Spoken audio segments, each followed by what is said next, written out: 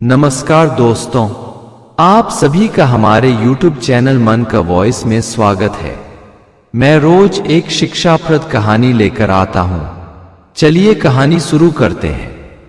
कहानी का शीर्षक है एक राजा और उसकी रहस्यमयी रानी। एक नगर में सर्वदमन नाम के राजा राज करते थे।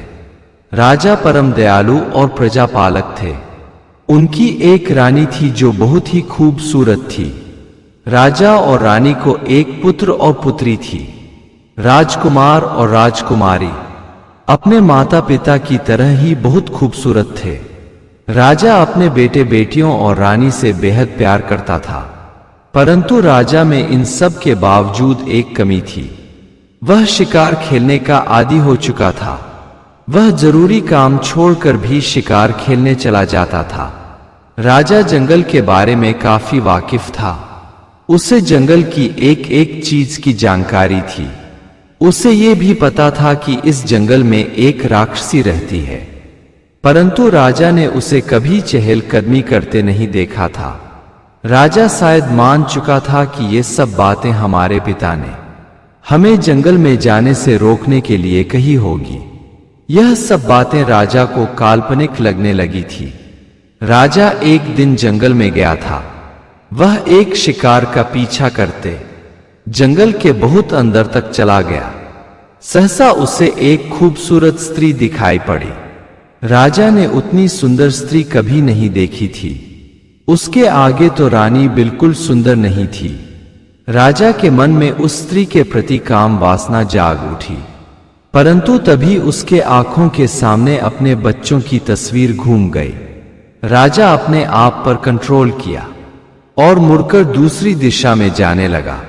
राजा उस दिन किसी तरह अपने को बस में कर महल लौट तो आया, परंतु उस स्त्री को भुला न सका।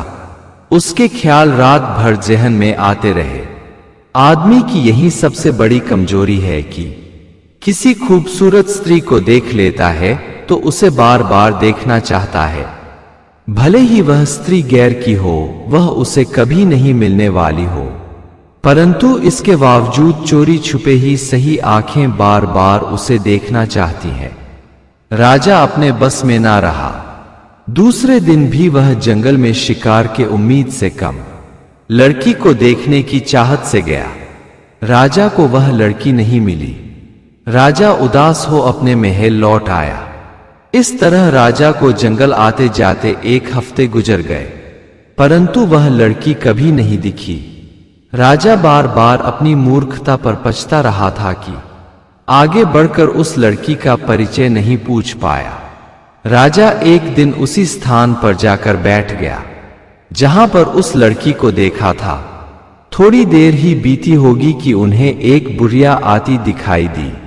बुढ़िया के आते ही बहुत जोर की आंधी पानी शुरू हो गया। राजा छुपने की जगह ढूंढने लगा। बुढ़िया बोली, घबरा मत बेटा, मेरे साथ आओ। मेरी झोपड़ी पास में ही है, वहीं चलकर छुप जाओ। राजा को आश्रय चाहिए था। बिना किसी हिचकिचाहट के बुढ़िया के साथ उसकी झोपड़ी में चला गया। झोड़ी के अंदर जाने के बाद उसमें एक जमीन के तरफ दरवाजा खुलता था। बुढ़िया के इशारा करते ही वह दरवाजा स्वतः खुल गया। राजा बुढ़िया के पीछे पीछे अंदर चला गया। जमीन के अंदर एक सुंदर महल बना था। राजा यह देख आश्चर्यचकित हुआ। राजा को और भी ज्यादा आश्चर्य तब हुआ जब देखा कि वह लड़की जिसके खोज में राजा रोज आता है सामने खड़ी है। राजा खुशी के मारे उछल पड़ा, परंतु उसकी खुशी ज्यादा देर ना रह सकी। जब राजा ने पीछे पलटकर देखा तो बुढ़िया की जगह एक भयानक राक्षसी खड़ी थी। राजा के बाएं तरफ बहुत सारे मनुष्य और जानवरों की हड्डियां पड़ी थी। राजा डर के मारे कांपने लगा। तब राक्षसी ने उसे ढांढस बंधाते हुए कहा, डरो नहीं, अभी हम तुम्हें नहीं मारने वाले। तुम्हें अपनी जान बचाने के लिए मेरी बेटी से विवाह करना होगा। राजा बोला, परंतु मेरा तो विवाह हो चुका है। राक्षसी बोली, तुम उस पत्नी को अपने घर से निकाल देना। वरना मेरी बेटी ऐसे ही उसे मार कर खा जाएगी। राजा बोला, यदि मैं विवाह ना करूं तो? राक्षसी बोली, थोड़ी देर में माँ बेटी मिलकर हम तुम्हें खा जाएंगी। तुम्हें हम थोड़ा समय सोचने के लिए दे रही हूं। सोच लो, शादी का लड्डू खाना पसंद करोगे या मरना पसंद करोगे? वैसे तुम नौजवान हो, मेरी बेटी भी नौजवान है, और मेरी बेटी में खूबी है कि रोज अपना रूप बदल सकती है। यह रोज तुम्हें नई पत्नी का एहसास कराएगी।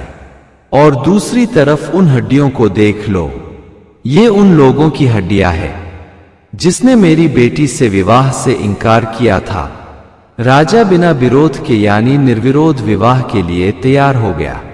राक्षसी ने अपनी बेटी का मजबूत हाथ राजा के कोमल हाथों में थमा दिया। राजा राक्षसी को अपने महल ले आया और अपनी पत्नी बेटे बेटियों को एक गुप्त स्थान पर छिपा कर रख दिया। अपनी पत्नी से बताया कि मैं बहुत मुश्किल में फंस गया हूं, यहां से निकलते ही पुनः राजमहल वापस ले चलूंगा, तब तक तुम सब यही छुपकर जीवन बिताओ। राजा विधिवत राक्षसी से विवाह कर राजमहल में रहने लगा। राक्षसी रोज एक नया रूप बना राजा के पास आती। राजा उसके प्यार में खो गया। राक्षसी भी राजा से प्यार करने लगी। उसने कभी क्रूरता के अलावा प्यार देखा ही नहीं था। वह प्यार पाकर रोमांचित हो उठी। वह राजा से बोली कि आप अपनी पहली पत्नी और बच्चों को मेरे साथ महल में रख सकते हो, हमें उनसे कोई परेशानी नहीं है, परंतु मेरी मां से उन सबों को खतरा जरूर है। वह खतरनाक जादूगरनी भी है। उसके जादू का काट तो मेरे पास भी नहीं है, क्योंकि मैंने जो कुछ भी सीखा है उसी से सीखा है। राजा को परेशानी तब और बढ़ गई जब वह बुढ़िया भेष बदलकर राज दरबार आने लगी और लौटते वक्त किसी ना किसी के बच्चे को जादू से गायब कर देती। नगर में अब रोज के रोज कोई ना कोई बच्चा गायब होने लगा। राजा को अपनी पहली रानी और बच्चों की चिंता होने लगी। राजा को समझ आ गया था कि मेरी दूसरी पत्नी की मां यानी राक्षसी ऐसा कर रही है और अब उसके हाथ मेरे बच्चों और पत्नी तक पहुंचने वाला है। राजा बहुत डर गया और अपनी दूसरी पत्नी से बोला कि तुम अपनी मां को रोको। वह अपनी मां को समझाने की कोशिश करने लगी कि तुम अब यहां जो भी गड़बड़ करोगी तो परेशानी मुझे उठानी पड़ेगी। मां का काम बेटी का घर बसाना होता है, उजाड़ना नहीं। तब उसकी मां बोली, मैं अपनी सुविधा के अनुसार तुम्हें रानी बनवाया है और अब तुम ही मुझ पर आंख दिखा रही हो। जिसकी बिल्ली उसी को मैं आऊं। तुम अगर मेरे खिलाफ आज के बाद एक शब्द बोली तो तेरे पति को ही खा जाऊंगी। राक्षसी रानी समझ गई कि मेरी मां अब मेरी ही दुश्मन बनती जा रही है। उसे मेरे प्रेम प्यार से जलन हो रही है। कल को राजा या उसके बच्चों को या फिर राजा की पहली पत्नी को मार देती है तो मेरे लिए मुश्किल खड़ी कर देगी। वह जानती थी कि मेरी मां के पास एक तंत्र मंत्र की पोटली है, उसी से मुझे और मां को शक्ति मिलती है। अगर वह पोटली को कोई जला दे तो मैं भी साधारण स्त्री बनकर रह जाऊंगी और मेरी मां भी साधारण स्त्री बन जाएगी। मेरी मां राक्षसी तो किसी श्राप बस बनी है, परंतु समस्या यह है कि मेरे साधारण स्त्री बनने से शायद राजा मुझसे प्यार ना करे, क्योंकि अब तक तो राजा मुझसे भय बस प्यार कर रहा है। राक्षसी रानी चुप रहने में ही अपनी भलाई समझी। उधर बुढ़िया राक्षसी पता लगाना चाहती थी कि राजा अपनी पहली पत्नी और बच्चों को कहां छुपा कर रखा है। उसने एक भिखारिन का रूप बना राजा की पत्नी और बच्चों को ढूंढने लगी। उसे पता लगाने में बहुत ज्यादा समय नहीं लगा। उसने जादू का प्रयोग कर राजकुमार और रानी को पत्थर का बना दिया, परंतु वह राजकुमारी को नहीं पहचान पाई। नन्ही सी राजकुमारी उसके चंगुल से बचकर जंगल में भाग गई। वह बहुत डरी हुई थी। संयोग की बात या ईश्वर की कृपा कहिए कि जिसे भगवान बचाना चाहते हैं उसे इस सृष्टि में कोई नहीं मार सकता। वह नन्ही सी बच्ची चलते चलते एक महात्मा की कुटिया में जा पहुंची। महात्मा ने उसे अपने पास रख लिया और उसे भगवान का प्रसाद मान उसका लालन पालन करने लगे। इधर राजा को पता चला कि उसकी रानी और दोनों बच्चे गायब हैं, तो विलख विलख कर रोने लगा। राक्षसी रानी ने उसे ढांढस बंधाया कि अब बहुत हो चुका, मैं अब अपनी मां को नहीं छोड़ने वाली, वह मेरी ही जिंदगी में आग लगा रही है। वह राजा से बोली कि आप किसी तरह मेरी मन की झोपड़ी जला दो। वह एक तंत्र मंत्र की पोटली झोपड़ी में खोस कर रखती है। पोटली जलते ही साधारण स्त्री बन जाएगी, परंतु इसके लिए मुझे भी बलिदान देना पड़ेगा, क्योंकि अब मैं भी अपना रूप नहीं बदल पाऊंगी, मात्र एक साधारण स्त्री बनकर रह जाऊंगी। राजा बोला, तुम्हें यह बात पहले बताना चाहिए था। मैं कोई तुम्हें अपने महल से निकाल नहीं रहा था, बल्कि तुम्हारे लिए हमारे दिल में और स्थान बन जाता, परंतु अब सब कुछ लूट चुका है। सिर्फ अब उस राक्षसी से अपनी जान बचानी है। राजा अपनी राक्षसी पत्नी के मदद से बुरिया की झोपड़ी में आग लगा दिया। उसकी तंत्र मंत्र की पोटली जल गई। बुरिया राक्षसी बनने का खूब प्रयास किया, परंतु राक्षसी नहीं बन सकी। अब वह साधारण स्त्री थी। राजा उसे बंदी बनाकर ले आया और उससे अपनी रानी राजकुमार और राजकुमारी के विषय में जानना चाहा।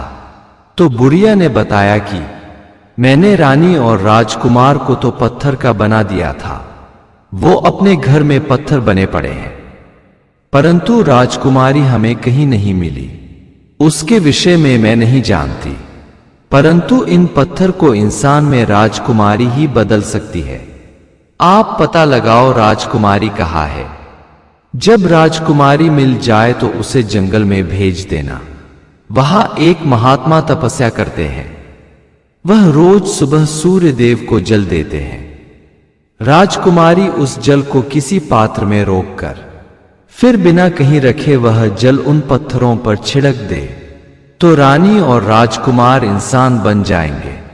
राजा राजकुमारी को बहुत ढूंढने का प्रयास किया, परंतु वह कहीं नहीं मिली। ये तो क्लियर था कि राजा का पुत्र या पुत्री ही उन पत्थरों को इंसान बना सकते थे। राक्षसी रानी से राजा को कोई औलाद ही नहीं हुई।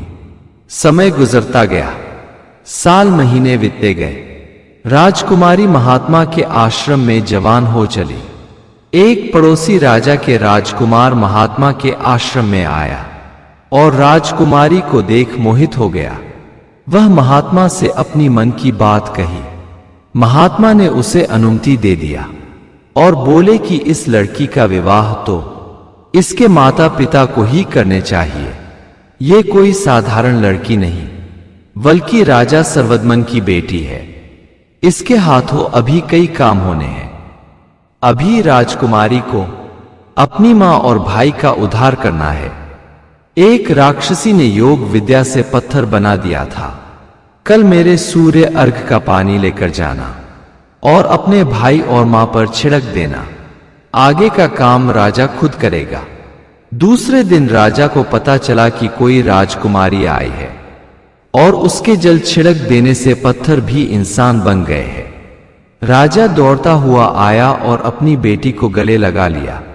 बेटी अब बच्ची नहीं थी, हो चली थी और एक राजकुमार के साथ आई थी।